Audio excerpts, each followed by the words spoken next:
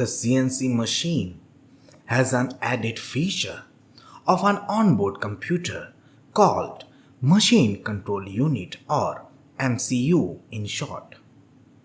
The machine functions are coded into the computer ROM at the time of manufacture, and they do not get erased when the machine is turned off. The MCU has a keyboard for manual data input or MDI of part program. Such programs are stored in random access memory or RAM of the computer. They can be played back, edited, and processed by the control unit. MCU also has a graphic screen in which the program and the generated toolpath can be displayed.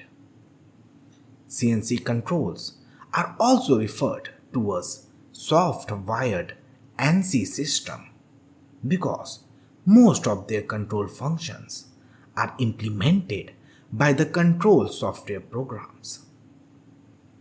CNC machines can be used continuously and only need to be switched off for occasional maintenance. These machines require less skilled people to operate, unlike manual lathe or milling machines. CNC machines can be updated by improving the software used to drive the machines.